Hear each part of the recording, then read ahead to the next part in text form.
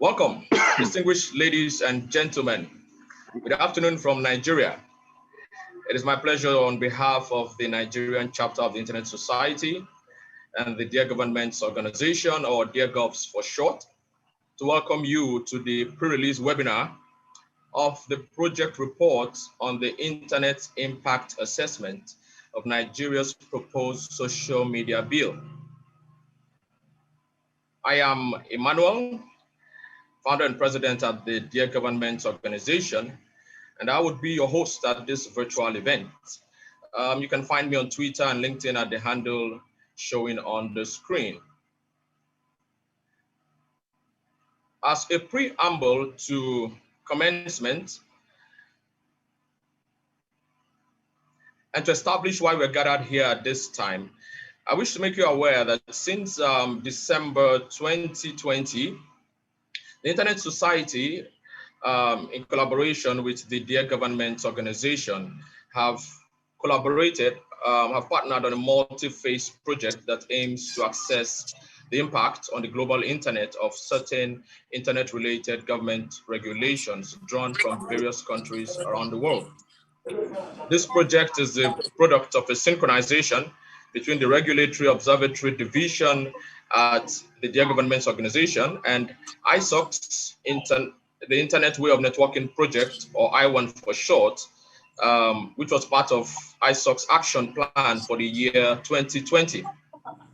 The first tranche of this project, which has now been completed, has been focused on Nigeria's proposed social media bill, which was passed, or which was drafted and proposed in 2019. This collaboration that has given birth to this event, which is being co-hosted by the Dear Governments Organization and ISOC-Nigeria chapter, is pleased to have your presence here at the first public webinar of these projects. And then we are co-hosting this event to bring together internet stakeholders from across the Nigerian internet ecosystem to deliberate on the implications of this bill and the recommendations of this report as we have emerged with in the first tranche of this project. And furthermore, we hope that as a deliverable of this virtual event, a policy brief would emerge to capture the crux of our deliberations and recommendations at this event, and also the inputs and thoughts of leaders who represent various stakeholder groups across the major communities of the internet ecosystem, the technical, regulatory, the civil society, and the academic or research community. We would collate these ideas and emerge with a policy brief that is intended to serve as an advocacy tool for progressive engagements with lawmakers and legislators, as well as other stakeholders, on the crucial matters that emanate from this proposed bill, and also to drive the necessary changes and transformations that are needed to make this bill more applicable or more progressive in light of the visions for a sustainable growth and development of the internet. And so that is why we are here today, to bring life and substance into our deliberations and discussions here today. We are privileged to have the presence of a distinguished lineup of 5 high-profile panelists who would be formally introduced to you at the right time. But for now, I would like to invite the chief co-host of this virtual event, in the person of Mr. Caleb Olumuyiwa Ogundele, the president of the Internet Society Nigerian chapter, to give the formal welcome remarks. Caleb, you have the floor.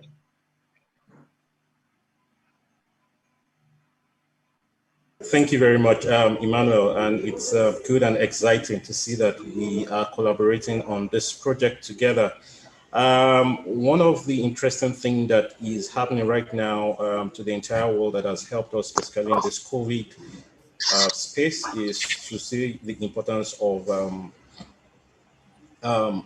the social media plays in our everyday life in communicating with friends, family, and it is also a good thing to know that we are engaging and speaking about these things, specifically in the Nigerian space. Fortunately for me, I happen to be in a space where social media is being gagged right now. And for me to be able to access the social media, I will have to use a VPN connection to connect. So it makes it quite difficult to actually access the social media at this point in time. And I'm excited that my own country is speaking about this, and folks around the world are also speaking about this. So on this note, I'd like to welcome everyone to this webinar, and I'd also like to welcome all our panelists, and thank you for accepting the invitation to be part of this webinar. So on that note, I'd like to yield the floor to the moderator. Emmanuel, you can take over. Thank you very much. Thank you, Caleb. And like I mentioned earlier, and Caleb has just confirmed, this event, this webinar is a product of this collaboration between ISOC and her Nigerian chapter and the Dear Governments organization. But then I would like to assume that to all who are gathered here today, the Internet Society needs no introduction, not even the Nigerian chapter, because indeed the pedigree of the organization precedes the name. As a reputable global organization that has championed the gospel of multi-stakeholder internet governance for almost 3 decades. However, I would like to invite Veronica, Piccolo, my colleague, co-founder and vice president for research at the Dear Governments organization, who will tell us a little bit more about the organization, which is the Dear Governments organization, and the work that we do. Veronica, you would have the floor now. Hello, everyone. I hope you can hear me fine. Can you hear me? Okay, thank you. Welcome, everyone. Thank you, everyone, for taking the time to attend. This is Veronica. I'm currently based in Italy, and please allow me to thank Emmanuel, who's leading this project and has planned this webinar, but also thanks to ISOC-Nigeria for co-organizing and hosting this event. And most of all, and heartfelt thanks to all the distinguished panelists who accepted to be here and give their contribution. You must know that this is very important for us. I will quickly outline who we are, what we do, and how. We describe ourselves as a youth-led intervention advocating for an open, trusted, and non-manipulable internet. We are a civil society stakeholder group in internet governance, and non-governmental, non-profits, and DearGovs is coordinated and run entirely by young volunteers from around the world. Our team, I like to think that our team is a remarkable example of cooperation across multicultural, multiracial, and multi-regional leadership being our membership based in Europe. So I come from Italy, and in Africa, so in Morocco, in Nigeria, in South America, in Haiti, and North America, in the United States. Our main interlocutors are governments especially governments that undertake improper regulatory initiatives pertaining to the internet, especially when they jeopardize the integrity of the internet itself. We work to inspire governments to act more responsibly in the execution of their mandates. What we do is to amplify and push the boundaries of the multi-stakeholder model, trying to foster the participation of young people and to promote and bring the multi-stakeholder policy-making process within national parliaments, especially when it comes to internet public policy. Because, you know, the internet is a complex ecosystem. It's a complex technology. And most of the time, initiatives like the one that's going to be discussed today threaten the sustainable growth and development of the internet. And sometimes governments don't even realize it. So here we are to make a stand. And how do we do it? We do it in 2 steps. The first step is research. We have a regulatory observatory. We detect potential problematic policies, laws, bills, but also case laws, for example. We undertake evidence-based research projects in partnership with other stakeholder groups or internet governance ecosystem. And then we move to the second step, that's open advocacy. We want to raise awareness about the pitfalls of those public policies. And in order to get the message across, we trust in bottom-up approach, inviting all the stakeholders to have a say about it. Okay, this is, I was saying that this is a multi-stakeholder discussion. We like to have this multi-stakeholder discussion in a very transparent way. We trust in transparent processes. So now regarding the proposed social media bill, we are between phase 1 and phase 2. We have finalized the analysis and now we're seeking the contribution from the other stakeholders.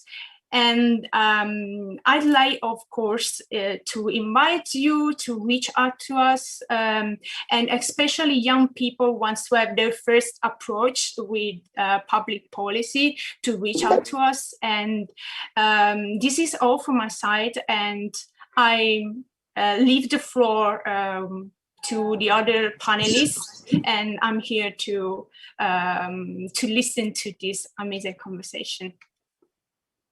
Thank you.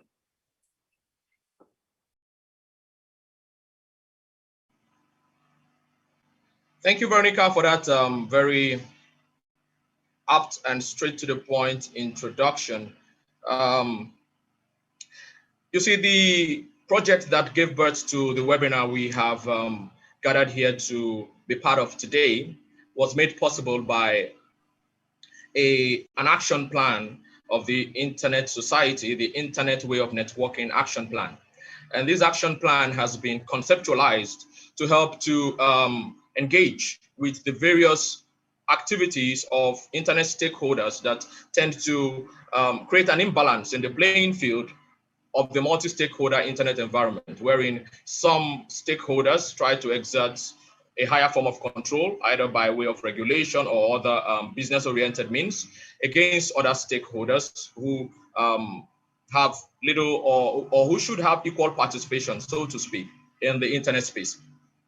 And you know, the Internet Impact Assessment Toolkit was developed by the Internet Society to help make initiatives like this possible, wherein this toolkit helps to assess and study regulations of various governments across the world, and then gauge the extent to which they impact on the Internet way of networking. Among us today is a senior policy advisor for the Internet Society in person of Mr. Verengai Mabika. He would be taking the floor at this time to see whether the thing has finished now. Verengai will be taking the floor at this time to help shed more light on the Internet Way of Networking project, and more specifically, the Internet Impact Assessment Toolkit. Verengai, you have the floor now. Thank you very much, Emmanuel, and greetings, colleagues from Nigeria and around the world. I've seen some colleagues who are joining from Canada, the US, and I'm actually joining from Zimbabwe. So it's a pleasure to join you in this discussion to discuss an interesting development in Nigeria, but also the assessment that the two organizations have made in attempting to at least understand the dynamics of this proposal. So I first like to thank the organizers of this webinar, DearGovs and Internet Society Nigeria chapter, for giving us an opportunity to share the Internet Impact Assessment Toolkit, which we believe could be one of an important tools that can be used for purposes of, reviewing legislation or government policy related to the internet. Allow me to share my screen.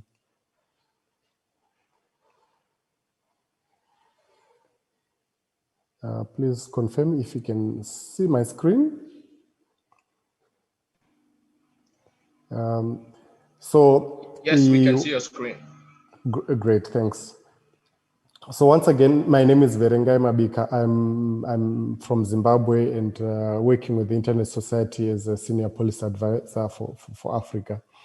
And the purpose of this discussion, I think, being given an opportunity to be the first speaker, the idea of the Internet Impact Assessment Toolkit that we developed, in fact, it was launched last year, 2020, and we are quite excited that Nigeria is among the first countries to make use of this toolkit.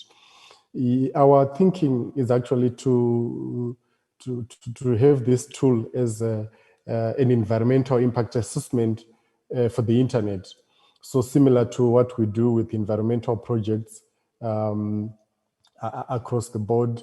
I think you might be aware that, in many instances, when a big development is happening, it could be a mining project. There's an attempt to understand the dynamics or the negative or the positive impact of such a development.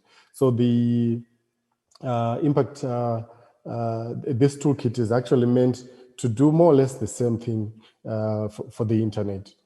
Why we thought of this thing is generally because what we are observing and seeing around the world is that governments and businesses are increasingly making decisions that we think could impact the internet either positively or negatively. And in most of these cases, they might not even know that the developments they are making could have an impact on the internet.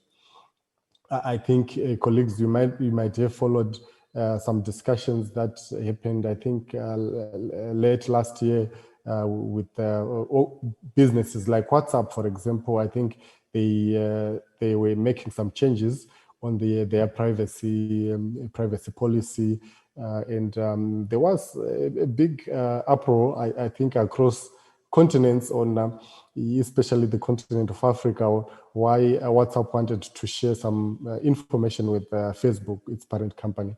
So those are the kind of developments that we're talking about here. Developments that could have an opportunity, an impact on the way we look at the internet today.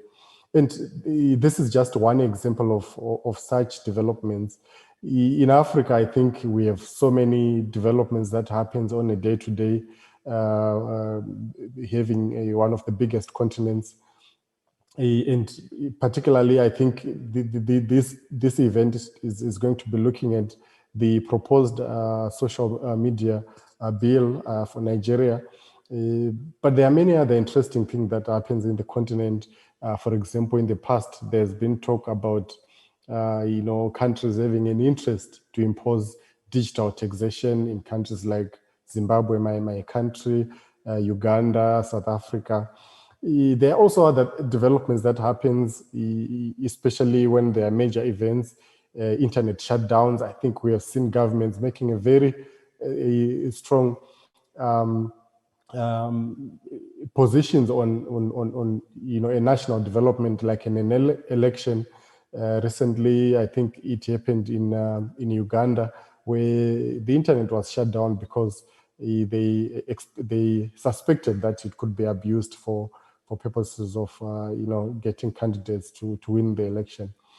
But what we have seen with the project that Emmanuel mentioned, the Internet Way of Networking, or I1 project, which is one of the projects that we are focusing on for the next 5 years, we are beginning to know that the internet has been very resilient, especially in light of the pandemic that we all know of.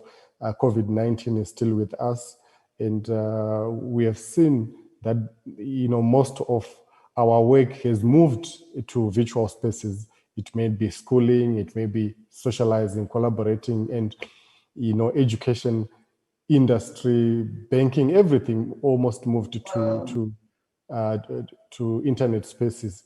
So what this tells us is that whilst many of the governments were not prepared for this coronavirus, the internet was actually prepared for it. So it shows, and the reason why the internet was prepared for this is because of the critical properties that underpin the strength and the success of the internet. And this is where the Internet Impact Assessment Toolkit is hinged on. In fact, this is the backbone of the toolkit. So with this toolkit, what we attempt to do is really to define the 5 critical properties of the internet way of networking. These critical properties, we believe, are the ideals that makes the internet thrive, or that makes the internet resilient and continue to grow, continue to to be dynamic, to be resilient in very different occasions. And let me attempt to quickly look at these critical properties, just to briefly discuss some of them. I know I've got about 10 minutes, so I'll try to rush through, and maybe we can come back to questions when there is need. So the first critical property, an accessible infrastructure with a common protocol. I think this is a very important critical property of the internet that we have seen over the years, that the only thing that you actually need, the only technical requirement for you to be on the internet is actually the IP, the internet protocol. I know Nigeria is trying to promote the adoption of IPv6, for example, which is a much broader protocol that can accommodate maybe more people, more things online. So the internet protocol it's unrestricted access, and common protocol makes it very easy for individuals to connect and encourage the network to grow over time. So as more and more participants do connect, the internet becomes a very important network of networks for many different individuals around the world. Then the second property, again, that we try to present in this toolkit is a layered architecture of interoperable, reusable building blocks. I think one of the fundamental properties of the internet is that its development process, its standards have been developed very openly. Some of you may know the Internet Engineering Task Force, the organizations that deals with the development of internet standards, which is a very voluntary organization, and the adoption of these standards is also voluntary. So there is no attempt to force people to take a particular direction. It is only measured by the demand that is created by these standards. So I think this is again a very important aspect or a critical property of the internet that we have to make sure that we don't tamper with.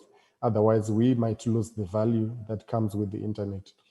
Then the third critical property is the decentralized management and distributed routing system of the internet.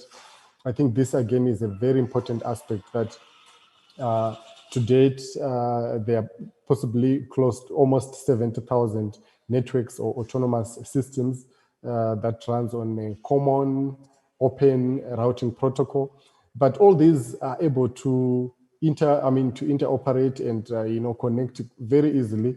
There is no centralization or a central authority that makes the internet work, but a distributed and very decentralized nature of the internet makes it very resilient. So there are many networks, autonomous systems gathered, networks of networks across the world. And this is an important element of the internet that we think we have to preserve again. And any attempt to build a new, or I mean to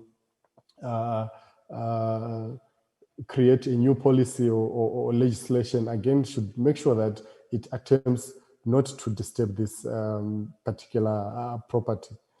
And then the fourth one is a common global identifier system. I think, again, this is a very important element. We believe that this allows for purposes of creating spaces that suit the needs of specific applications. And it also helps with predictability and universality of the internet as a system itself.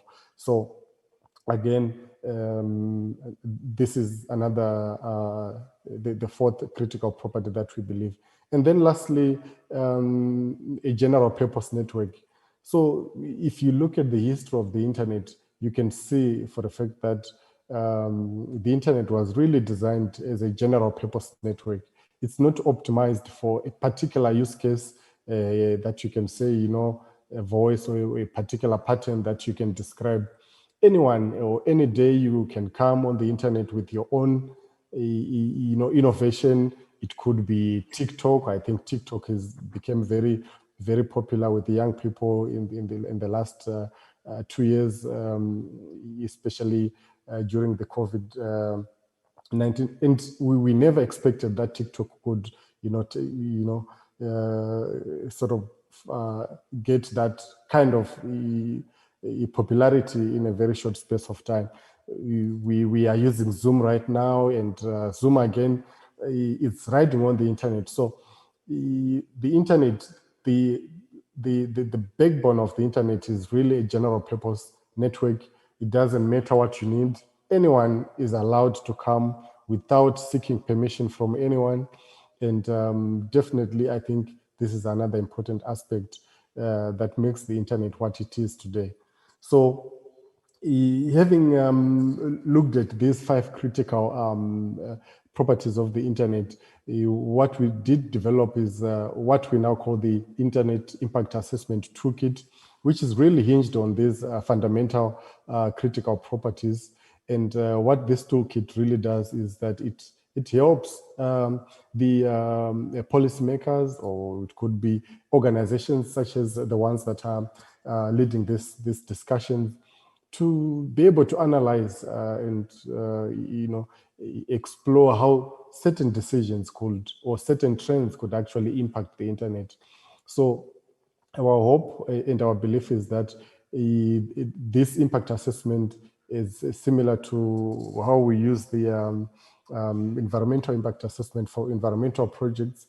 It can also be used for reviewing the developments that are happening in the space. What the toolkit actually do, I think I'll also send a link for those that may have an interest to look at it, but I'm sure most of the colleagues might also have had a chance to look at some of the toolkit and some of its contents.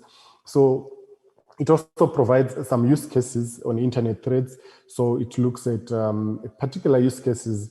Let's say you may want to advise the government on how they should handle social media or privacy, or maybe it could be internet shutdowns.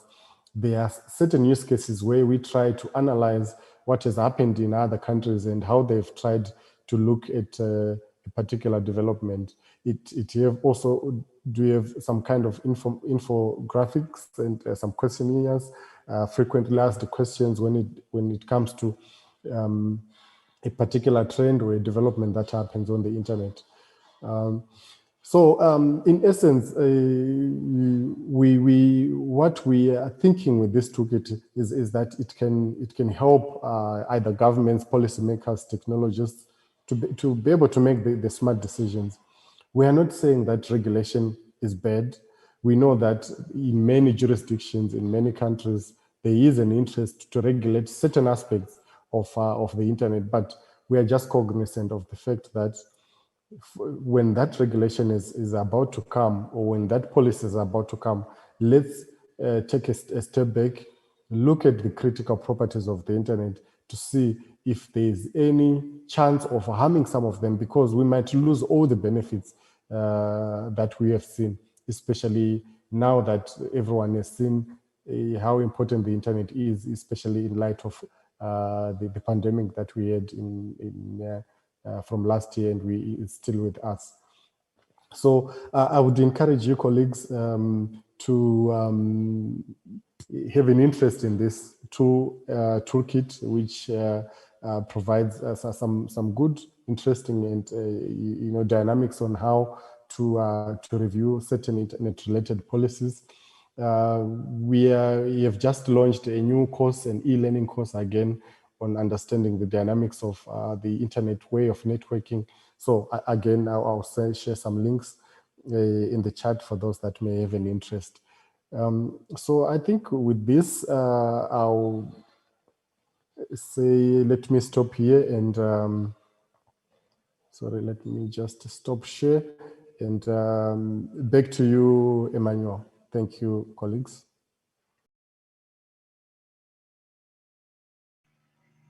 Thank you, Verengai, for that very detailed introduction to the Internet Impact Assessment Toolkit and what it is, the purposes that it was designed to serve in the internet ecosystem. And thanks to ISOC for designing this wonderful toolkit. We have had an exciting time using this toolkit on this project that I will be talking about in a few minutes. And I encourage everyone to get enlisted for the course, which will be posted in this slide, and get to enjoy working with this toolkit as you engage with various government regulations and other practices within your jurisdictions. And quickly, I'm going to give a brief overview of this project report, which you can access at the link showing on the screen. Basically, the link would give you a more a broader perspective into the report and its recommendations and its findings. But I would give a very brief rundown of the major points that emerged from that report. So on October the 5th, 2019, a bill that has been widely nicknamed as the Anti-Social Media Bill, even though it was originally titled Protection from Internet Falsehood and Manipulations Act 2019. This bill was introduced to the Nigerian Senate by an honorable senator representing the Niger East constituency of Northern Nigeria. But after the bill passed the first reading, it was made public for hearing, and then it was met with a lot of public outcry. The hashtag Say No to Social Media Bill might be familiar to some of you in the Nigerian social media space, as this became a rallying point for public outcry and the campaign voices against the bill. The Human Rights Watch has described this bill as a disturbing trend towards repression of freedom of expression in Nigeria that would have made the death penalty a possible punishment for hate speech. And in the same vein, we have seen Amnesty International also describe this bill in similar terms by saying that the bill represents an alarming escalation in the authorities that the Nigerian government's attempts to censure and punish social media users for freely expressing their opinions, and also further giving authorities arbitrary powers to shut down the internet and limit access to social media, and make criticizing the government punishable with life imprisonment and the death penalty. Now, this is very interesting if you consider when you consider this in light of the reputation of the human rights reputation of the Nigerian government in the recent past.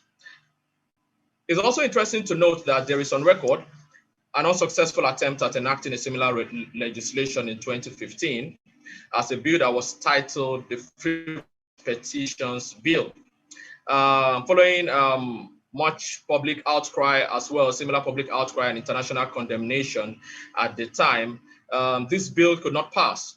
But then we have seen, or experts have who have analyzed that bill and analyze the current Cybercrime Act of the year that was passed in the year 2015, suggests that much of the provisions that were protested against in that bill have now been couched under the Cybercrime Act of 2015. But then in summary, the social media bill was intended to prevent the transmission of false information in Nigeria, whether it is perpetrated by an individual person or some corporate entity, and also make it possible to take counter actions to tackle the consequences of such transmissions. Also, the bill also aimed to destabilize acts that help to fund and promote locations, which could be various places on the internet, user accounts, websites, internet sources, media organizations that frequently transmit false information in Nigeria, while also establishing methods to caution and seek redress against bad behavior that is propagated by such online locations as well. Now, what is also interesting to note is that the bill also sought to improve disclosure information around sponsorships for such locations, and then more specifically prohibit transmissions of information on the internet that relate to Nigeria as long as information is believed to be false, regulate the actions of internet intermediaries, service providers, and the likes. However, we have seen that specific regulatory provisions of this proposed bill might be harmful to the internet way of networking, which Mr. Verengai has just described or discussed some minutes ago. And so on the screen, I have put side by side two aspects or two portions of this bill. The first one, which you have to the left, is describing an intention of the bill to ban an online location for repeatedly contravening instructions or repeatedly violating directives not to post false content, and also make it impossible to access these locations directly from any location in Nigeria, as well as other locations that tend to share or mirror the information that you find on this at this location. So for a period of up to 2 years, this part of the bill, Part 5, Section 27, subsections 3, 4, and 5, enable a government agency to make it impossible for you to contact or be able to reach a certain online location that is believed to be perpetrating or publishing false information about the Nigerian government or about Nigeria. And also other locations that share or mirror this information as well are also going to be affected by this part of the regulation. And then the second part of which you see on your right, Part 4, Section 17 and 18 of the regulation talks about two specific items of regulation or two specific provisions. The targeted correction regulation, which is aimed at an internet intermediary that would translate or transmit an information declaring that a particular online location has been flagged for repeatedly posting false information or false statements of fact. And there is also the disabling regulation, which aims to also penalize internet intermediaries by disabling their access or disabling access to these, or disabling the license of these internet intermediaries for failing to take action against these online locations. So that part is a double-edged sword. So it mandates internet intermediaries to take action against online locations that post false information, and then it also enables these internet intermediaries to be penalized for failing to do that. And so there is the implication of this to the internet way of networking, which Verengai has described. Critical property number 4 of this internet way of networking or impact assessment toolkit relates to the fact that the internet is made possible by certain common global identifiers and protocol systems that power the operations of the internet. We have the transmission control protocol on the one hand, we have the domain name system on the other hand, we have the internet or the IP address, as part of the basket of global identifiers that help to make communication on the internet possible. But then implementing these provisions, which we have seen in the preceding slide, would mean that users who intend to visit an online location that has been declared, in the words of the regulation, as having flouted directives against posting false content. So users who intend to visit this location are likely to end up at a destination other than that location which they intended to visit, simply by virtue of being Nigerian, nothing else. And also because the unique identifier to that intended location would have been tampered with, ostensibly. And also critical property number 2 that relates to the open architecture of interoperable and reusable building blocks also helps us to understand that to post a notice online that would be ostensibly visible to Nigerian end users alone would require that some form of filtering or content filtering is done to categorize viewers who are allowed or disallowed. Now, the idea is that we want to, or the government, by virtue of this regulation, want to make sure that users in Nigeria or users connecting from Nigeria are unable to view information that is believed to be false about Nigeria. And also information that is transmitted by vendors outside, which is believed to be false about Nigeria, are not visible to users in Nigeria. For this to happen, we need to be able to filter. There would be the need to filter our users and categorize them among those who are allowed and those who are disallowed. And for this to happen, some form of blocking will be possible.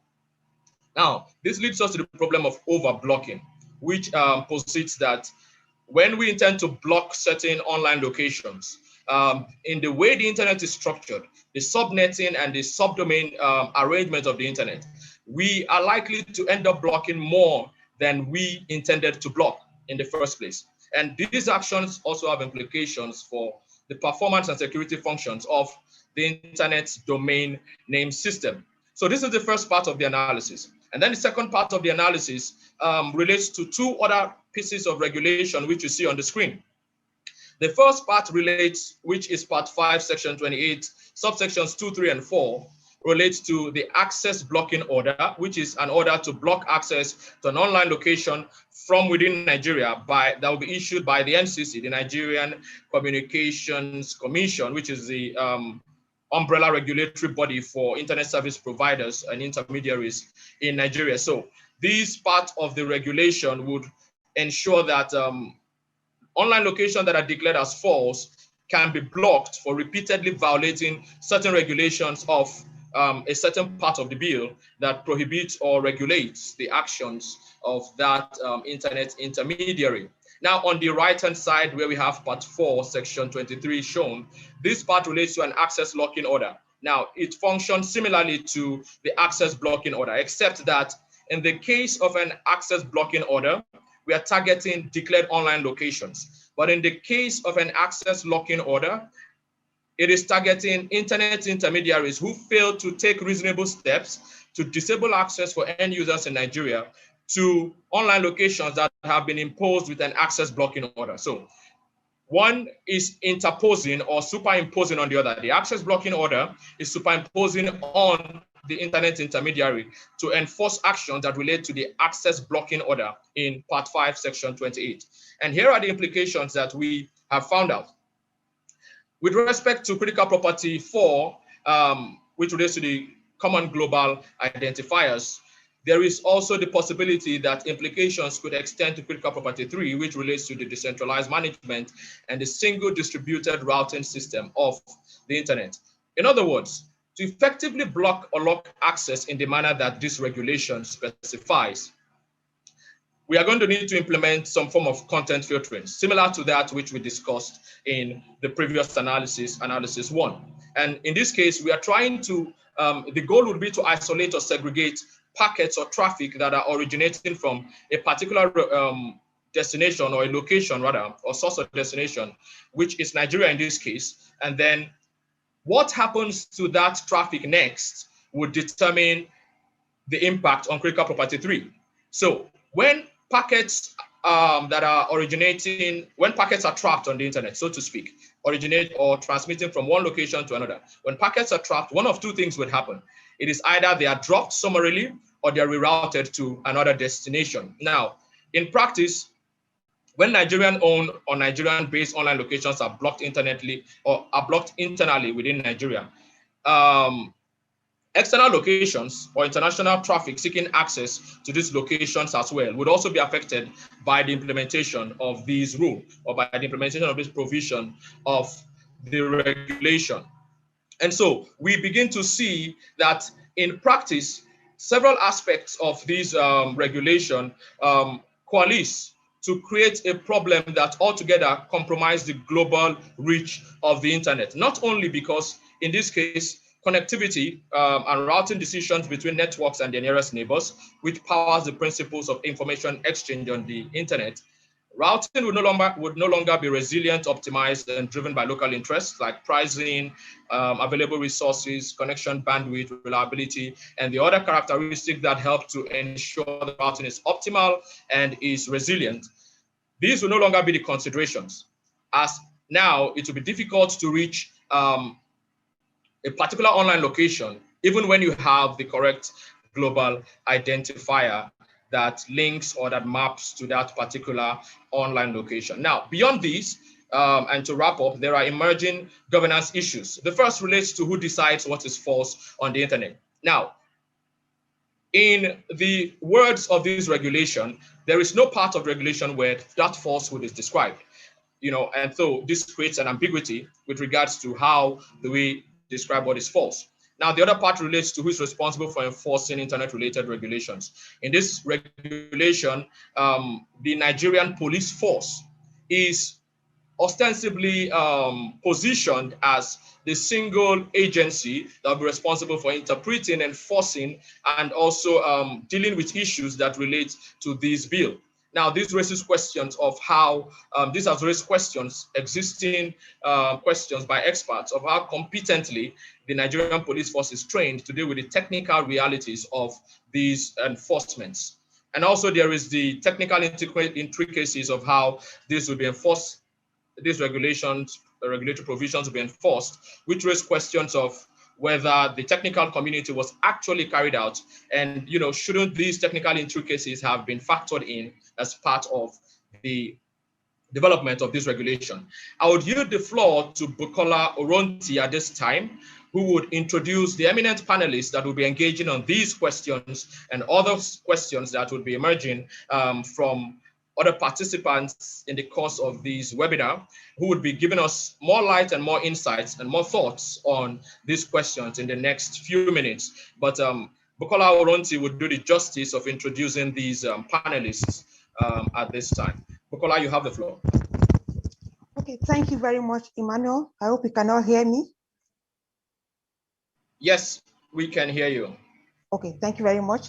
So I welcome everyone once again to this meeting, and permit me to once again introduce to everyone Emmanuel Ogu is the president, founder of DearGovs, and of course he will also be moderating this panel discussion session.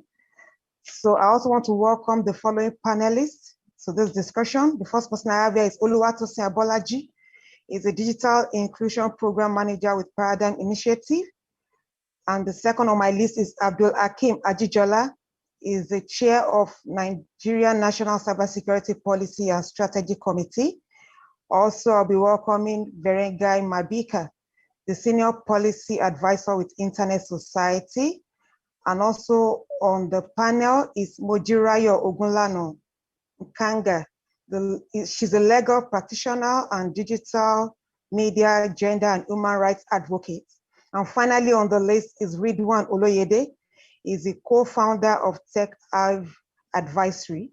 So once again, I welcome all our panelists to this call and permit me to leave the floor for Emmanuel Ogu. Emmanuel, over to you. Thank you.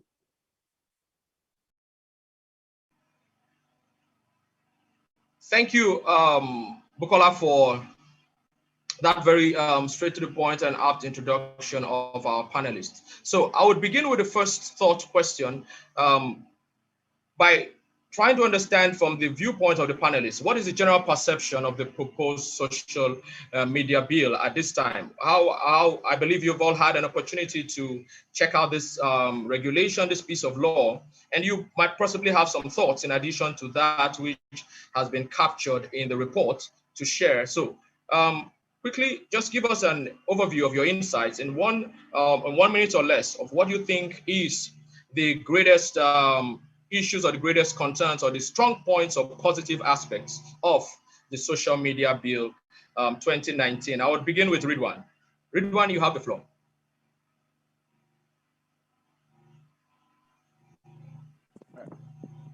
Hi everyone.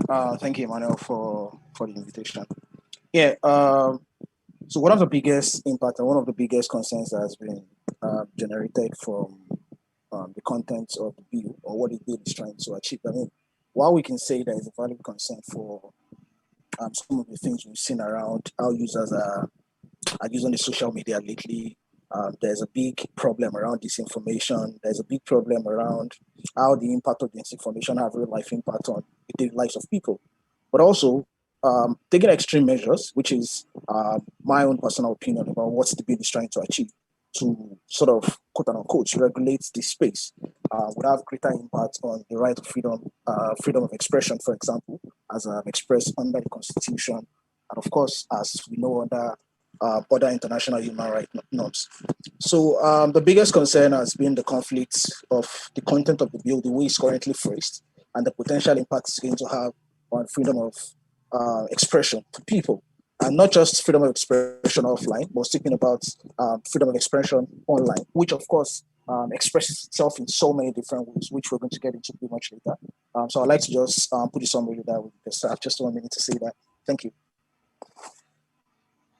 Thank you, Ridwan. Moju, would you take the floor next?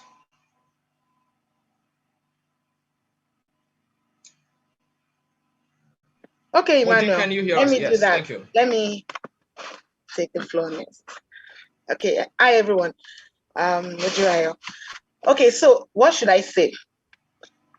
From what Emmanuel has just done, putting these two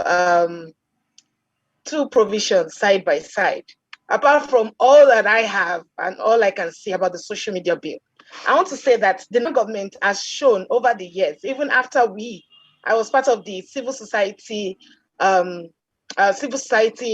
organizations that have vehemently and came out strongly against this falsehood, you know what they call it, but we all know it's the social media bill, and that is a perfect coinage for it. And we can see from 2019 till date that these things that you just read out, the technical words, I don't know the technical words, I only know the legal words, they are already taking place, because someone like Fisayo Shoyombo and the People's Gazette have reported that from when you're trying to go into the People's Gazette's website from certain networks, you cannot reach into that the website to read a report, which Nigerians have the right to read. Now, what the social media bill is going to do eventually, if we allow it to be passed into law, is to prevent transparency from the government and to prevent accountability. And I don't need to emphasize so much about it. And a key example is what happened on October 20, 2020, when Nigerians from wherever they were and other people from all over the world were watching a particular event live on Instagram. And then your Nigerian government, through your Minister of Information, comes out and tells you, you didn't see what you saw. And so imagine a law that gives them so much power to restrict us from speaking, restrict us from criticizing, restrict us from putting our government in check. You know that we have a lot of problems in our hands.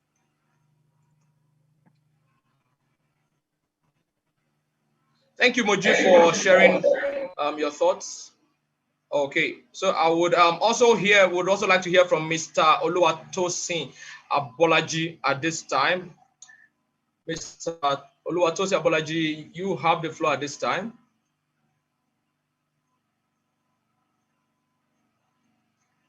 Okay, I hope he can hear us. Hear me, Tosin?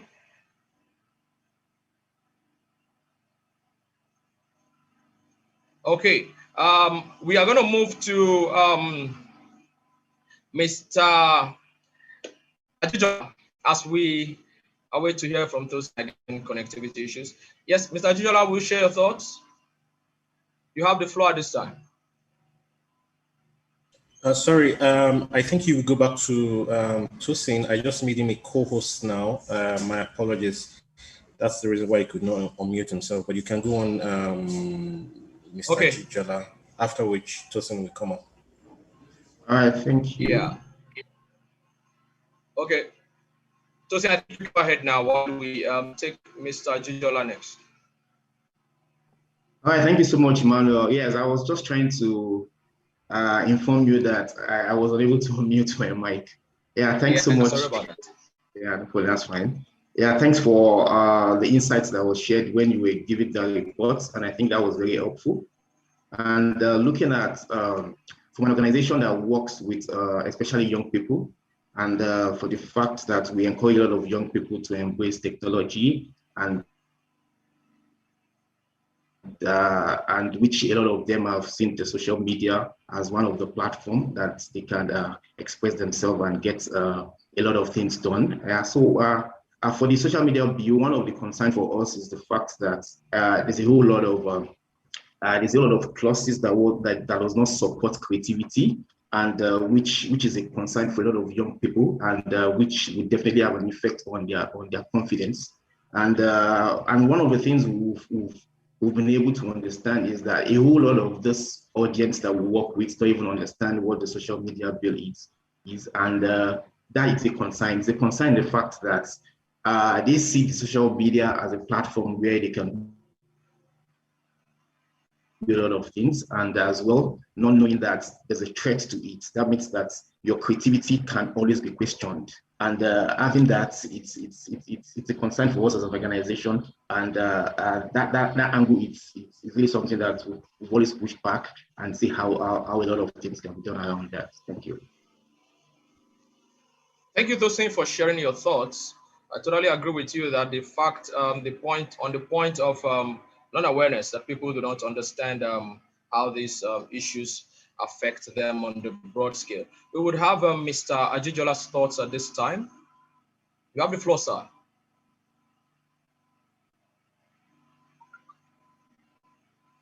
Okay, I hope he can hear us. Is he able to unmute? I saw him in the chat. I saw him in the list some time ago. Thank you. Now I can unmute myself. So as I was saying, good afternoon. Let's look at the issues of social media control. First of all, there are issues relating to freedom, but specifically freedom as in agency. That is the capacity to act, capacity to make decisions. Social media control is about power. It's about money. It's also about respect. It's also about social interactions and social boundaries. And very importantly, it is about trust. Now, the challenge we face, and this is specifically in Nigeria and Africa, not so much in other climes, is that social media, frankly, is regulated. Anybody who believes social media is not regulated needs to ask President Trump. They got the social media got to a point where they were fed up with him. But the issue is, who controls the social media? As of today, the primary control of the big social media companies is in Southern California, and they primarily respond to their shareholders. The control is by their shareholders, and then what we'd call the North American regulators. Social media is not controlled by us, but it is controlled by somebody. And so we must understand that there needs to be some level of regulation of social media. But that regulation, it is imperative that it is within the context of democracy, but not just democracy on paper, but democratic values. And I think this is where the social media bill and the previous bill fall significantly short. Putting a clause, because you are a member of an elected National Assembly, does not mean you have democratic values. And And so the big challenge I see in part with the social media bill is that it's very reactive. And for most of us know that reactivity is a sign of failure. We need to be proactive. And so what we also need to do, and this is a message that I send out to ISOC and the community as a whole, is that we need to also assist the National Assembly and the legislators with research so that they can actually begin to make informed decisions based on real data, based on real insight, and not just some emotional reactions to one perceived slight or the other. So we need to have some kind of data-driven decision-making mechanism based on real research and development, which I'm very happy to see you are doing. You know, that's how you've come up, for example, with the toolkit and many of these other things.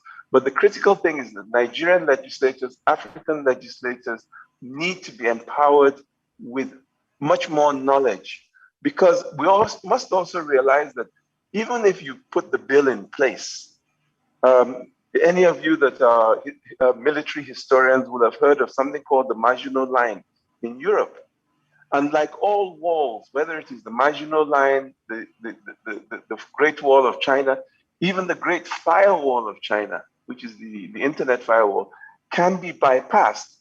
And indeed, there are VPNs that are free that help you to bypass. And of course, the general citizenship cannot bypass these things. But my point simply being that the bill itself seems to be based on a lot of uninformed, emotional reaction. And I think this is the core of what we have to also try and address. Thank you.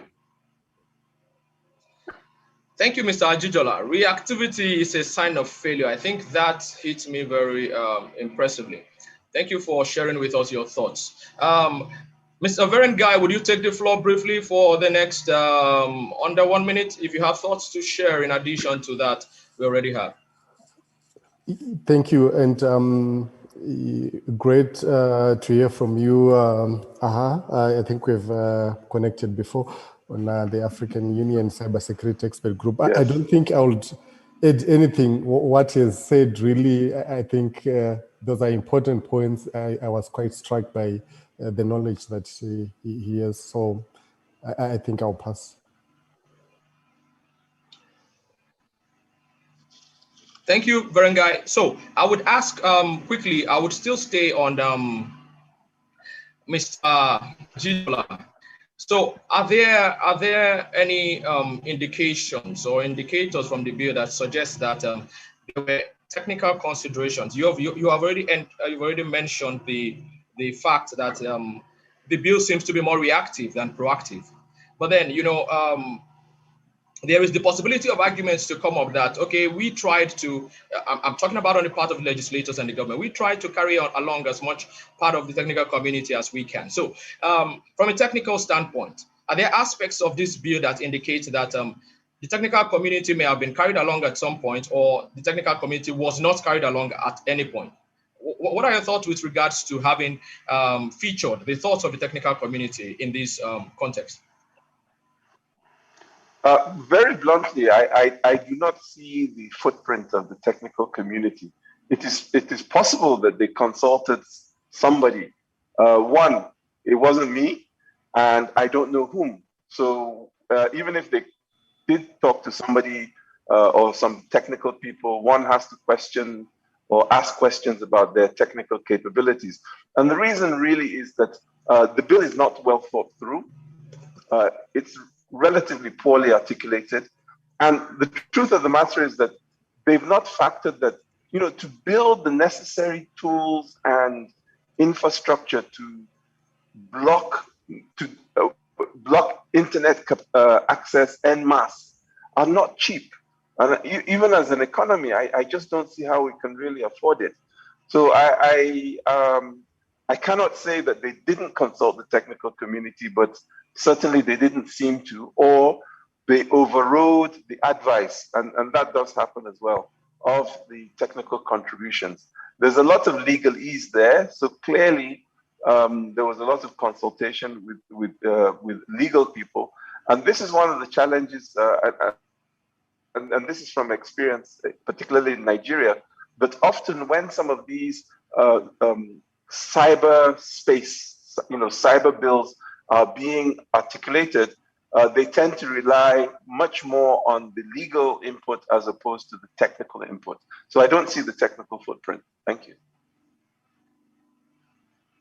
Well, thank you, Ms. Ajijola, for sharing your thoughts. I would quickly pass on to the civil society reps we have in our panel to ask. So are there any threats to civil liberty that we see that are posed by this bill, either by way of intention, interpretation, or application? I'm sure there would be many people in the participant or in attendance today who would want to know what some of these threats are, and if there are any, what they could be.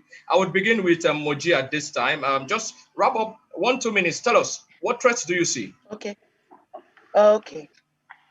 Whether proactively or reactively, we shouldn't be discussing about the social media bill. Now, why do I say this? Now, if you look at the law from the first letter to the last letter, you can see that the target of that law is to criminalize false statements, or in quotes, false facts. Now, when you're talking about false statements, false facts, as that law, as you will notice that even the naming of the law says the falsehood manipulations bill. Now, false statements itself are what? They are facts that cause injury or damage to the character of the person it is about. Now, the intention may be looked upon like, oh, this is a genuine thing, but it is not strange to our laws. Now, why do I say this? Section 24 of the Cyber Crimes Act 2015, as of today, is criminalizing false statements, false news, false information, because that false statement is a body. It's a heading of that encompasses the false information, misinformation, disinformation. And when you look at the way the Section 24 is couched, everything you want to think about under the falsehood and manipulations bill, that bill is irrelevant. It's just a duplicity. Now, apart from the Cyber Crimes Act, we have the Criminal Code, we have the Penal Code. All of these laws have, in one way or the other, addressed false statements or falsehood. Now, I think the confusion on the part of the government is that they think that because there's a right offline, you need to now make another new law to now define the rights online. Because as of today, every right that is available offline is available online. And every law that has existed in Nigeria that applies to every right that we have offline is applicable to the right online. It's just that the government is myopic because of its intention. That is how I look at it. Because as of today, if you look at the Section 24 of the Cyber Crimes Act, it is not used against somebody like Lai Mohammed, the Minister of Information, who has come on air and given us false information at different times, or the Nigerian army, who had given us false information during the NSAS protest. This Cyber Crimes Act is used against journalists, human rights activists like myself, is used against citizens who want to express themselves of frustration against the government. Now, I must say this.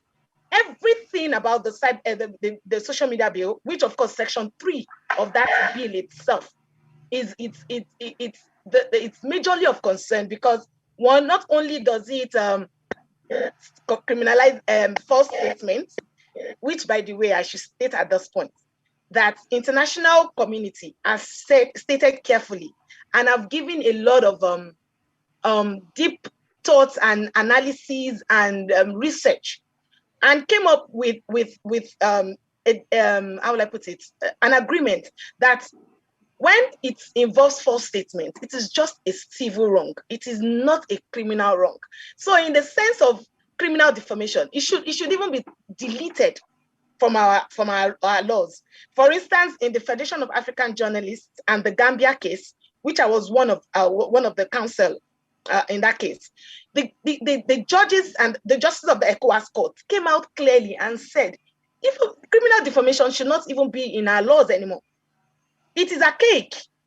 When you have if you have a law, or if you have someone who has breached your reputational rights, or they have injured your feelings or your emotions, the right place to go is to go to the civil court and take it up against them. Now, when you're having a law that is stating that people should pay 20 million or go to prison for more than 3 years for a false statement, it means that the law and the punishment is not proportional. And basically, when you talk of false statement, you're talking about the freedom of expression, which is guaranteed under the Constitution of the Federal Republic of Nigeria. Now, to abrogate that particular right, you need to ensure that whatever measures you are taking in addressing false statement, for instance, or in taking away your freedom of expression, that law must be legitimate. It must be necessary in a democratic society. And then the most important one, that every measures that will be taken to take away that right must be proportionate. And then you must know that these three tests, they follow, they're cumulative. It's not that you take one and then leave one. They must follow side by side. They must follow immediately, one after the other. You must comply with everything. But this particular law, this particular social media bill cannot meet up with that. It cannot meet up with that. And that is why, for instance, an organization actually briefed me to take that to court. And we are in court against the social media bill. We are already there. Severally, the judge had kept on adjourning the matter over and over again. But we are not, we won't end there. And even if the judgments will be against us, because you may look at it from the technical point of view that it is a bill, it is not a law. You can't go to court with the mindset of you want to enforce a right under a bill. But we'll say this categorically, that section 46 of the 1999 Constitution says any act that is likely to, that is the basis for going to the court. We have seen that there's a trend with this social media bill, and we have actually gone to court to see that there is a likelihood of the rights of Nigerians generally from being breached, and we don't want this to happen. And so it is better for the National Assembly in this circumstance to go back to the laws that are already existing and use those laws. If you want to make amends to the archaic ones, maybe the criminal codes, of course, go ahead and do that. But make sure that whatever you're doing, that whatever punishment that you're subscribing to is proportionate and it is necessary in a democratic society like Nigeria. Thank you. And that is why, let me now make just one statement from what's his name? Justice Olatawura. And that was as far back as 1985. He says, let us not diminish from the freedom gained from our colonial masters by resorting to laws enacted by them to suit their purpose. Those in public office should not be intolerant of criticism. Whether a writer exceeds his bounds, there should be resort to the law of libel, where the plaintiff must of necessity put his character and reputation in issue. Criticism is indispensable in a free society. And that is why I would end what I have to say now. Thank you, Moji, for pointing out that these critical issues of proportionality, and then issues of duplication, which is that most of these things we see in this law have already been provided for in existing laws that we have in the Nigerian space. Quickly, I would hear from Tosin Abolaji, briefly his thoughts on the threats, in case he has more to indicate which have not been covered by Moji already. Tosin, you have the floor.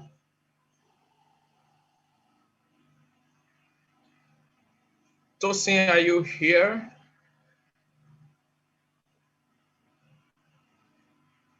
Okay. Okay, so I would quickly move over to our academic representative, or the representative from the academic community in the person of Ridwan. So are there any prospects or challenges we see from this proposed bill for the rule of law, civic processes, and cultural, socio-cultural effects of digital development in Nigeria? What prospects or challenges do we see that this bill holds, in the course of practicing the rule of law, or in the course of engaging in civic processes, or participating in this, or benefiting in the socio-cultural utilities of digital development in Nigeria? Ridwan, would you please share your thoughts on this?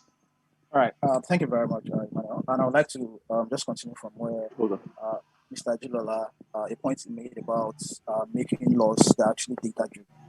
So putting that in context and looking at what we have right now, what we're trying to do. Of course, when you make statements, when you do things, when you share whatever it is that you're sharing online, it comes with it also responsibility. And that's something that is well acknowledged even under international human rights norms. But then moving beyond that, there are also procedures to also making some of this, making these laws. So one thing you want to have at the back of your mind is when there's a violation, what kind of remedy do people have?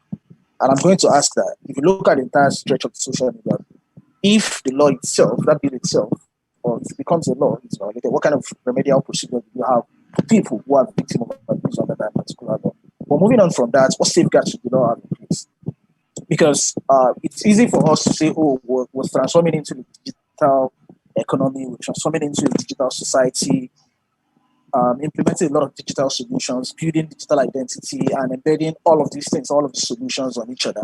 But the truth is, if we continue to make all these not so respecting laws, if we continue to make all these laws that could actually endanger, not just endanger, could actually stifle the civic spaces, it also doesn't make us so fascinating an investment spot. And that's the economic bits. If you look at the power where, I mean, it's fine. We'll talk about maybe libel, the existing framework if you want to do that. But there's also something very important the bill is trying to do, which is around intermediary liability and regulations of intermediaries. But again, which is something that is actually lacking, except you look into some of the regulations as moved by the Nigerian Communication Commission, which is actually sector restrictive. But moving on from that is the fact that even if you're trying to regulate intermediaries, the Manila document there gives us some brilliant line of principles around trying to regulate intermediaries. We're trying to regulate intermediaries in a way where they actually don't even, I mean, we're not even having an independent authority to actually even play a role. We're not advancing the role of the courts in making these decisions. We're leaving it to a government agency which lacks independence to make these decisions. So these are like real life issues. And there's a thing to say about dictators just don't wake up and become dictators. It is laws like this that enable them. It is people who keep quiet like this that enable them. It is when we allow things like this to go unchallenged that enables dictators to, and the thing is, you can keep quiet and acquiesce to a particular law, but the truth is, that same law that you think you're making with a noble intention, if it gets into someone who has not so noble intention, it becomes a tool of repression. So these are like fundamental issues. These are like things that have really impact on people. I talked about the fact that the biggest impact I see from here is the impact it has on freedom of expression. And freedom of expression, it's not just you expressing your opinion. It's you sharing opinion. It's you even being able to access information. If social media is controlled in such a way that the only views you can see is just pro-government views, you are denied of what's on the other side. You can't even share your own view of what things should carry be. I mean, in your own reality. And I'm not speaking about conspiracy theory. I'm speaking of what is your own reality. If your own reality, you can't share it because the government don't like your views, it's problematic. And when you keep people quiet, when you suppress people from speaking, it's you're literally just growing something that is bigger than what you're trying to literally just address remotely. So there are real life issues. And for me, in addressing all of this, we need not just independent institutions to play more active role. We need to also have a right respecting law designed around how to regulate intermediaries. So, I mean, we can as well say intermediaries do have responsibilities about contents that are being shared. But we should understand that these contents, even though they are user-generated content, they have also responsibility in making sure that contents that also fit into their own community rules, and which first we mean designing community rules that are reflective of what's actually happening, not community rules designed to actually suppress people from actually expressing their views. are you able to take down that post very quickly before it becomes something that can actually result into people killing themselves? So intermediaries do have a responsibility, and there's valid reasons why we should actually look at holding intermediaries responsible. We need to hold them responsible. But in holding intermediaries responsible, we can't actually still suppress people who want to genuinely express legitimate views online. So again, we need data-driven regulations. We need data-driven measures, which should typically involve all stakeholders. Mr. Ajijola made a valid concern about when laws are being made, there is more interaction with the legal side as against engaging the technical team, academic, and I mean all of these people who are actually stakeholders in making a So all of these things should reflect everyone's input. All of these things should genuinely reflect everyone's concerns. And when we make laws that are not just data-driven, but also involve more stakeholders, diversified stakeholders, we tend to might actually reflect genuinely what would not just made up with the demand of the people, but also things that actually fit into the context of the problem you're trying to address. Because when a law is made, it means there's a problem that you're trying to fix. So when the lawmaking process itself reflects genuinely what are the concerns of the people, then of course you might be a step close to actually genuinely regulating that problem. But again, this is an ongoing conversation we should keep having. Thank you for doing this. Thank you for designing this toolkit. And of course, we need to continue to engage with the governments, provide the support that we need to provide to them in terms of making them see why we can't go this direction in trying to regulate things like this. Thank you very much. Yeah, thank you, Ridwan, for sharing these deep thoughts. It's quite a lot. Because we are pressed for time, we'll quickly pick Mr. Verengai. Now, we know that ISOC is the global evangelist for multi-stakeholderism in the context of internet governance, internet regulation. So how do you think that, can you share quickly with us, the multi-stakeholder model, how applicable is it going to be in the context of this bill? Why or why not? In the next 30 seconds or less, just give us some thoughts. Yes, certainly. I think history has shown that the best way to govern the internet is to use the multi-stakeholder approach. The reasons are quite simple. There are more and multiple players with very varied interests in the internet, especially in Nigeria. The government is concerned with security. That's why they are probably looking at these options. The public is interested in freedom of expression and democracy. Social media companies are interested in more users. Telcos are interested in more traffic. So it won't be very feasible to look at a problem or a challenge from a single lens. You need to be very open-minded. You need to be looking at all the important stakeholders, and otherwise you might end up in, having unintended consequences of a particular decision. So definitely, I think a multi-stakeholder approach could be a way to solve some of these issues, because the angles are multiple, and the interests are also quite varied. Yeah, thank you. Thank you, Verengai. Now, the fact that we cannot trust any particular stakeholder to deliver effectively on the interests of every stakeholder is the argument for multi-stakeholderism. But then beyond this, especially to the panelists who are in the Nigerian space and who are familiar with the Nigerian regulatory processes, I would like to ask, so in pursuing a pragmatic multi-stakeholder approach to addressing some of these issues we have raised, Ridwan has raised the point about having an independent agency and also having some of the other factors. Moji mentioned about us having the other regulations, allowing other regulations to do the work that they are supposed to do and avoid duplicating redundantly across board. And also Mr. Ajijola has also thrown in the technical perspective of the fact that laws should be proactive and not reactive, because when we come from a point of reaction, we have already failed in the mandate. So in pursuing a pragmatic multi-stakeholder approach to delivery on fixing some of these loopholes and insufficiencies, what are some of the greatest challenges you see, especially for these panelists who are in the Nigerian space and are familiar with the way the legal operations and legislation, so the legislative process runs in Nigeria? What are the challenges you foresee? Can you share with us 30 seconds or or less. Let's wrap up with that, and quickly share some thoughts from the chat. Okay, I would start with Ridwan. Ridwan, please. All right. Thank you very much. I just want to make a light joke here. Aside the fact that, Ajijola have made the point where we need to talk to each other more. That piece of law actually was copied from another country's law, and it was copied not so brilliantly, but very poorly. But beyond that, we need to talk to each other more. You can't just have lawyers looking through issues through the legal lens. It doesn't show to be the most efficient way to do things. And also, you can just have the technical folks just trying to do things. It's very important. Look at the bill itself. Look at things around content blocking and all of that. Are those things technically possible? Can we even afford them? Are you trying to balkanize the internet?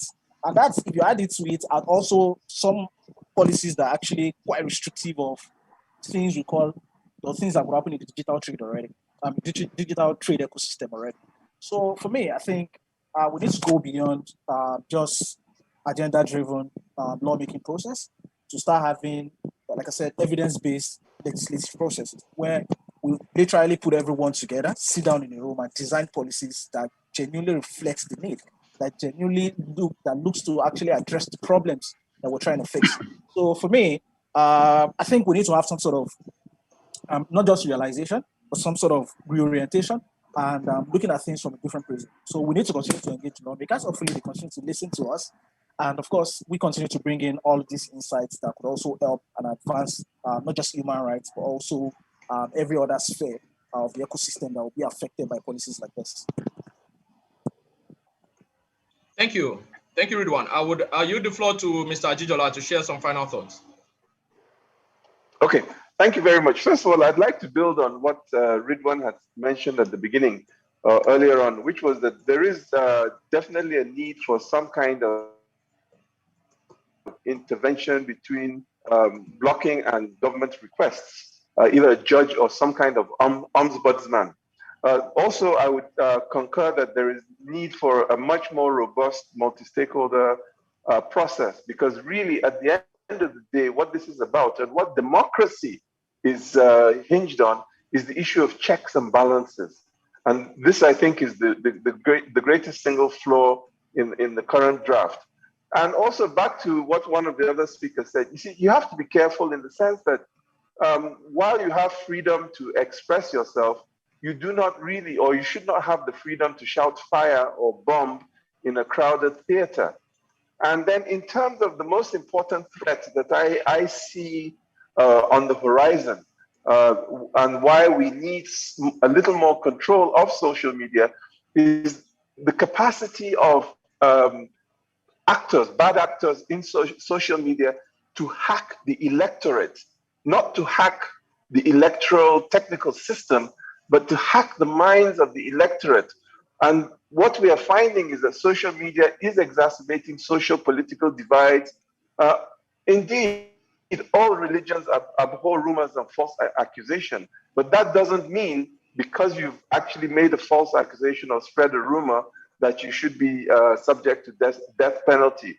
But the truth of the matter is that if we don't rein in the excesses, then we're going to lose a lot of trust.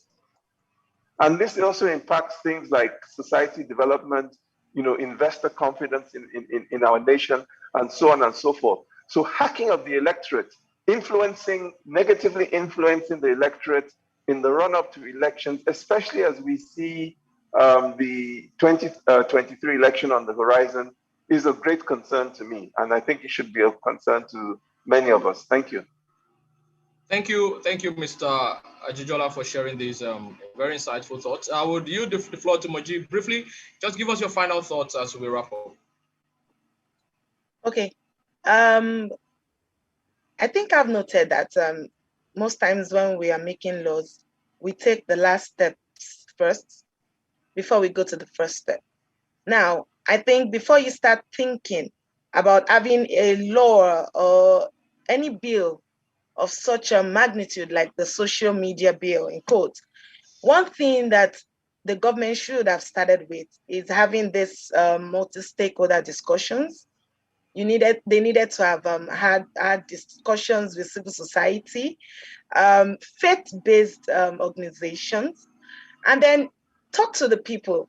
Now, I don't know if the National Orientation Agency still functions, but before you start talking about reining in, these, let's say, in quote, volatile expressions, you should, of course, have a lot of your populace enlightened enough to know that what your intentions are genuine. Now, there's another problem when you try to also tell your populace that your intentions are genuine, and you are acting contrary to what you are postulating or what you're saying. And then, of course, the body language will also tell you whether your government is sincere enough to actually want to have discussions that would benefit the entire country, not a few sets of people. Now, if I can almost see that if a law like this is passed, that it will still be the same set of people that would be criminalized. It won't be the set of people that are in government, or the set of people that have there was one word that was going around at some time, I can't remember, that you have paid your dues or you are friendly with the ruling party. It won't affect them. It won't go to them. It won't affect anybody linked to them. It will affect people, ordinary people on the street. Some guy who sells Bolly in a particular corner of the street, who just has who was opportune to have this 100 naira data, and then he just saw a post and say, hey, really, is that mean? And then he shares it very innocently. And then those are the people that will be affected. So those are the people that the government should first go to, reach them, let them understand the implications of sharing information that is false or sharing information that is wrong. And then we should realize that we, at this time in history, we cannot be criminalizing defamation or false statement. If you have anything against a person or a sharer, now fish out the person. When you fish out the person, that is where the intermediaries are very important. Fish out the person and then take the person to the court. And that is why, of course, we need that checks and balances. You don't say that the law enforcement, they have a discretion, this wide discretion, and that if they don't, until they don't approve a particular appeal, you cannot go to the high court. There's so many things wrong, in that particular law, and it's distressing enough. We have emphasized on that. And so what we should be looking at is, if government wants to do anything to regulate the way the society expresses their opinions, it's going to be difficult if the people do not understand and cannot say that the government is genuinely working for their interests. And as Nigeria is today, can we really say that the government is working for the interests of the people? Thank you, Moje, for sharing these thoughts. Yeah, so we are winding down. Final thoughts from Mr. Tosin. Ajijola, he's been having some network issues. I don't know if he can hear us at this time. Tosin, can you hear us? Okay. I think the network issues are still persistent. So we've been having some great discussion going on in the chat, and our colleague Priscilla has been moderating the discussions at that point. Although I can see that much of the questions and comments that have been raised have already been engaged on, have already been touched on by the panelists. But I will just yield the floor to her to clean up on whatever is left, so that we can have a complete perspective to our discussion today, and then we will call it an event. Priscilla, you have the floor now. Okay, good day, everybody. Just because we are pressed for time, I'll just take the questions straight up. I'll take just 2 questions because we are pressed for time. The first question I'll be taking is from Michael Alabi. He actually has 3 questions. The first one is, what is the plan to cushion the damage effect implementing this bill will have on tens of thousands of entrepreneurs whose business and services thrive around the social media sphere? Second, going by one of AHA's points, what modalities are set in place to avoid an abuse of this bill? As we all know that abuse of anything is no stranger to the government. The third question is, what does government stand to lose if there were no regulations to the use of social media amongst her citizens? I'll also take a question from Mr. Henry Chukwudi John, who said Nigeria as a country is still struggling with the full compliance of the Nigeria's Freedom of Information Act passed into law on May 28, 2011, and we are deliberating on social media bill. My question is that, won't this bill override and negatively impact the past FOI acts? That'll be all for now. Thank you. Okay. Thank you, Priscilla. I would pass questions 2 and 4, the question 2 and 4 to Mr. Ajijola, because they relate to the focus of what he has talked about in, with regards to having some level of preparedness towards the enactment of laws like this. Then I would pass question 1 and question 1 to Ridwan, and then question 3 to Moji, because they relate to the civil society discussions. So, Mr. Ajijola, would you need us to have the questions again? Question especially 2. Yeah, question 2 and 4. So, Priscilla, would you read question 2 again? Right. Okay. Question 2. Going by one of AH's points, what modalities are set in place to avoid an abuse of this bill? Wow. Is that the question? Yes. Or should I start from the first one? What is the plan to cushion the damage effect implementing this bill will have on tens of thousands of entrepreneurs whose business and services thrive around the social media sphere? That's question 1. That goes to read 1. So question 2 and what question modalities 4 are set in place to avoid an abuse of this bill?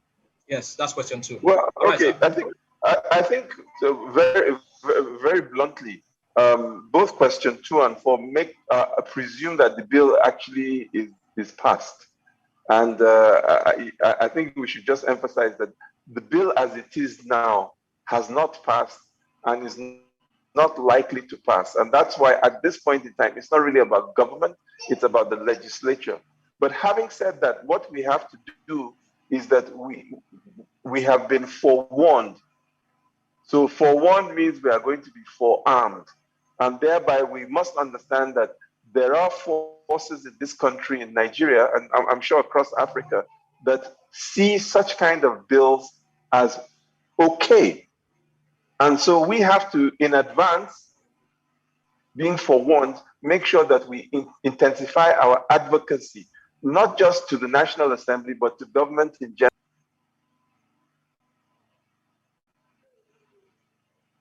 That there are many, many people in the executive who fundamentally disagree with this bill.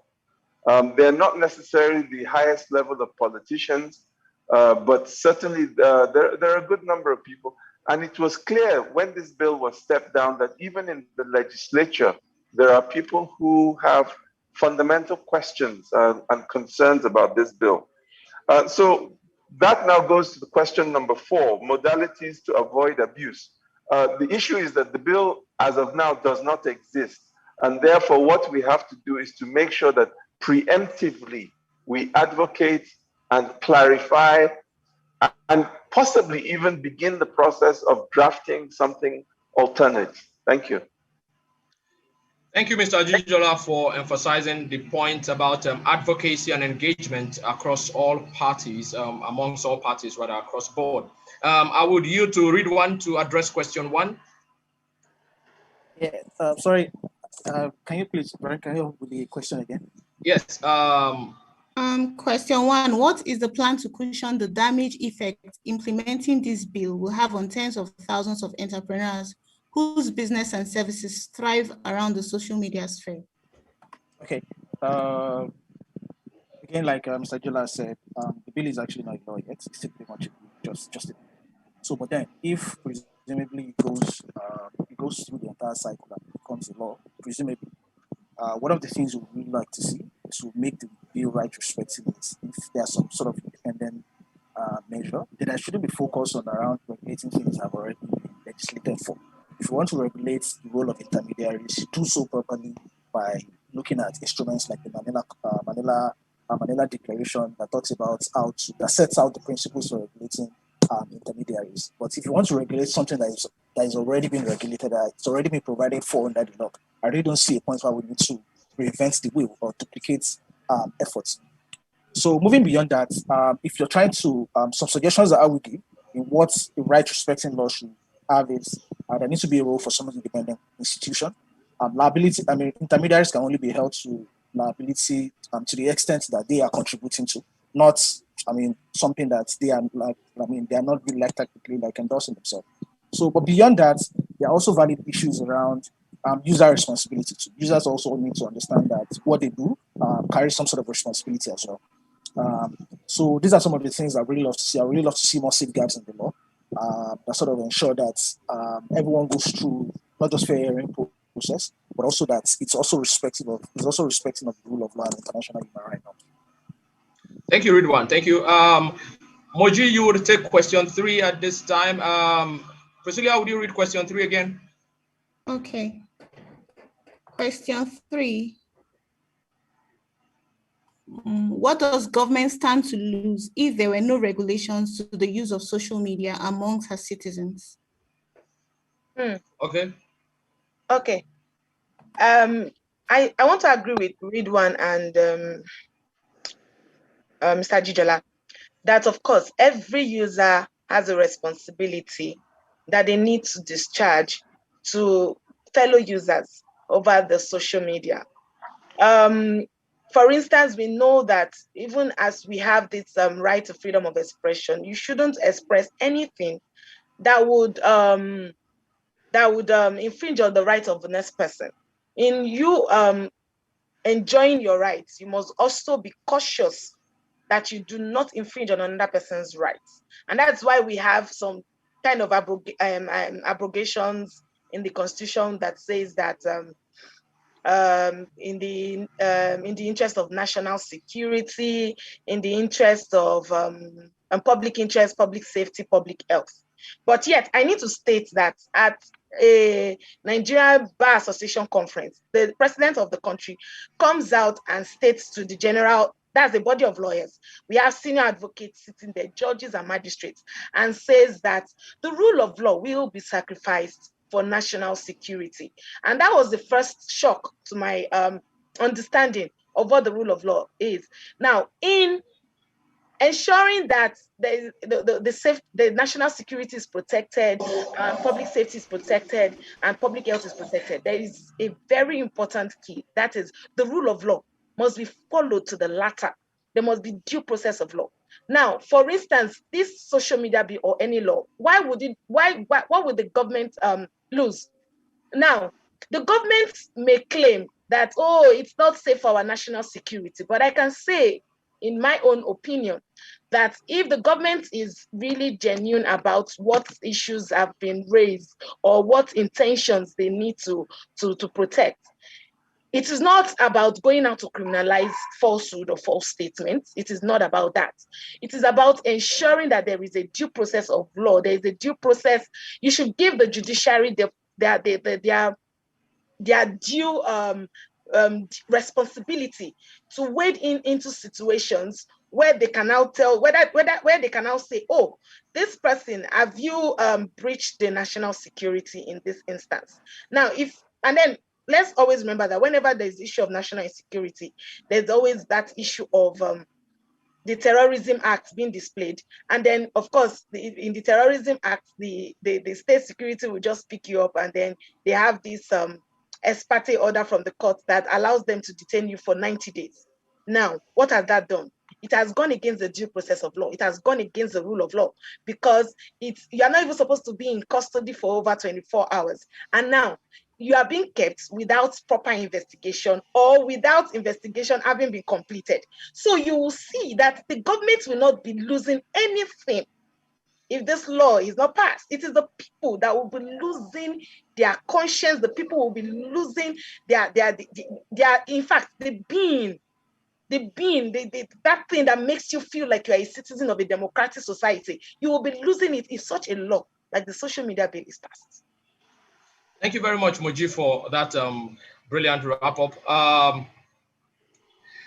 You know, for those who have just been joining, and you have been a very wonderful audience, we have had a very spirited discussion, and we are wrapping up at this time. We have exceeded by more than 15-20 minutes, but we have remained at peak capacity of the participants. So I want to thank you for your patience in being here up to this time. And to wrap up what we have received from our panelists, we need to be prepared, even infrastructurally, to deal with issues like the social media regulation, like Mr. Ajijola has pointed out. And like Ridwan pointed out, we need independent ombudsmanship between orders and action so that we do not have rogue agent or agencies or government agencies acting in a rogue manner that could endanger the interests of other citizens.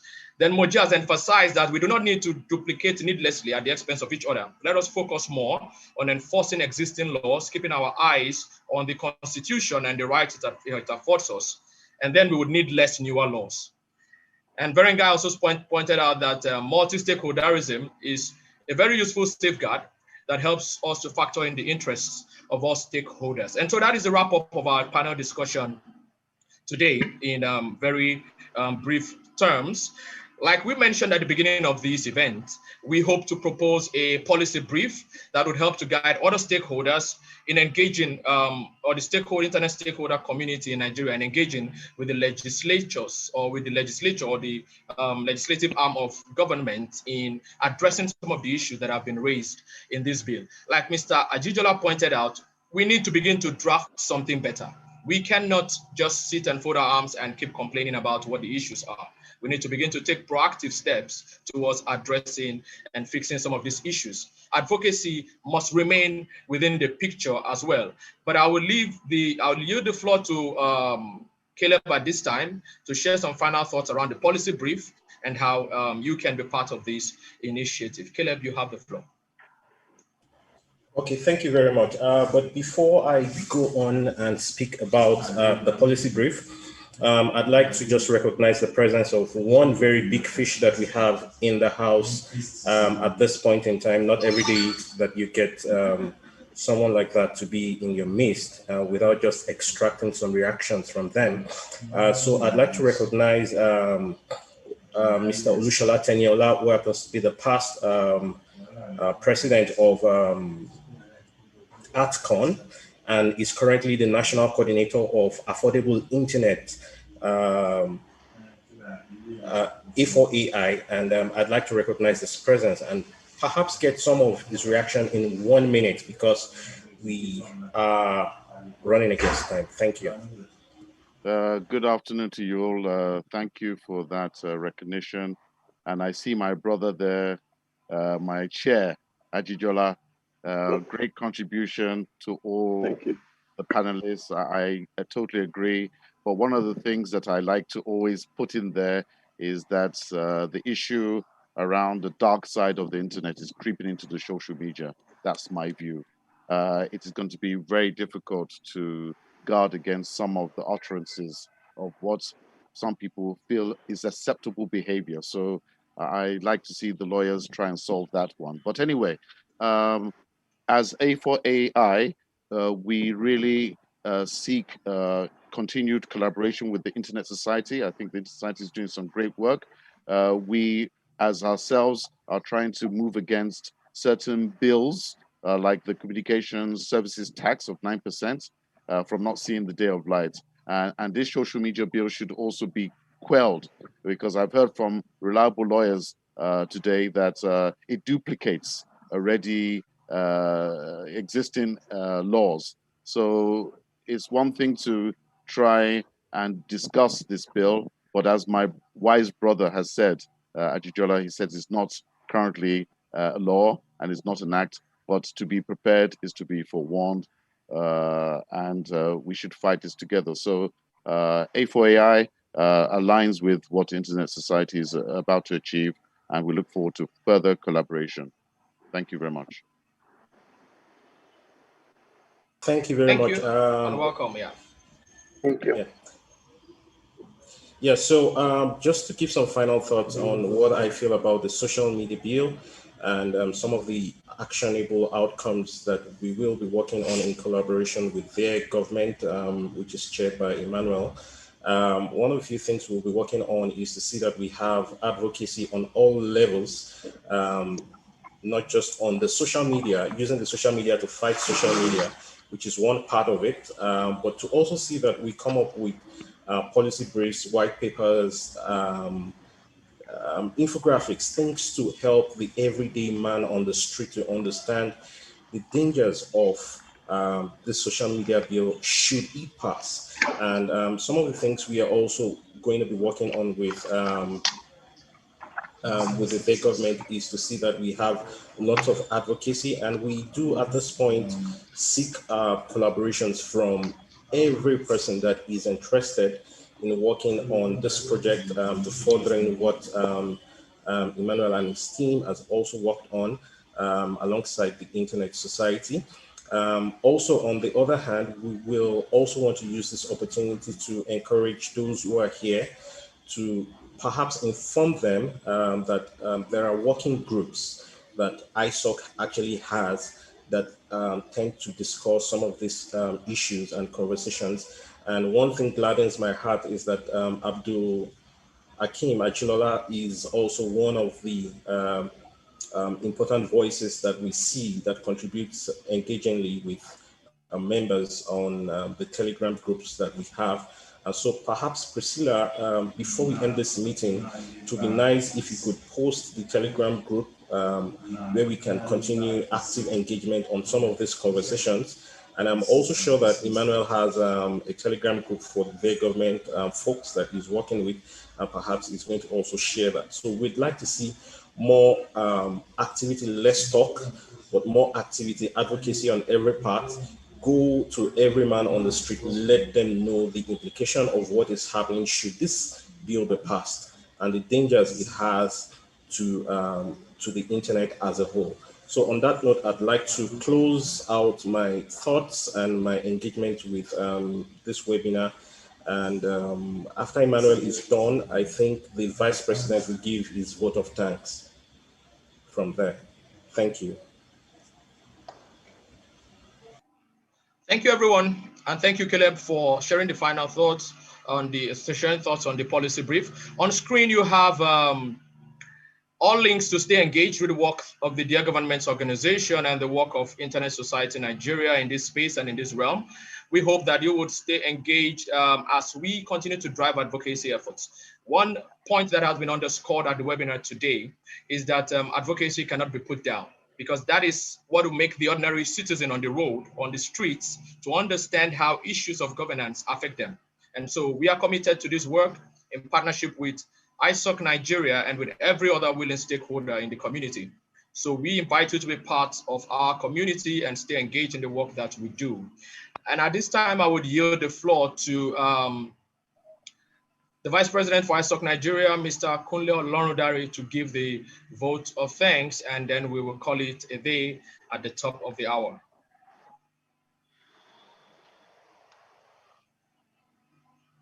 Kunle, are you here?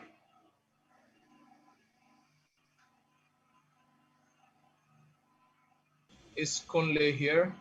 Okay, yes, I think I just unmuted myself now. Okay. Thank you very much, Mr. Moderator. All protocols duly observed.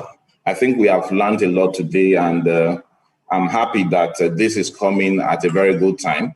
That is to say that the law has not been passed, so this is the right time to, to do the right thing. Having said that, I want to thank all our panelists who have engaged us by sharing their thoughts. And I think we really enjoyed that, and it has been a wonderful session. And without mincing words, I also want to thank the DearGovs, who is collaborating with us on this project, so to say. And I would like to wrap this off by thanking my president and all the ESCOs of Internet Society Nigerian chapter. And I think it will not be a good one if I don't recognize Mr. Olusola Teniola, the coordinator of A4I. We thank you for, for your presence, and we thank you for sharing your thoughts at the same time. And last but not the least, all members of Internet Society Nigerian chapter, we appreciate you, and we appreciate all those that have joined us even far away from United States, members of Internet Society Global, and all other stakeholders. Thank you very much, and we hope to keep this engagement even on our, Telegram group. And sorry, before I finally yield the floor, I would really want to say that our working groups are going to be live very soon, and we hope that all of us will be able to join the working groups actively while we implement some, noble projects. Thank you very much. I yield the floor. Thank you, Kunle. And then we are going to close now with a group photograph, if you don't mind. If you want to keep your video on while this is happening, please feel free to do that. And if you do not, please, you can also feel free to turn off. We are going to be taking screenshots at this time, and we invite you to be part of these just for our documentation and for our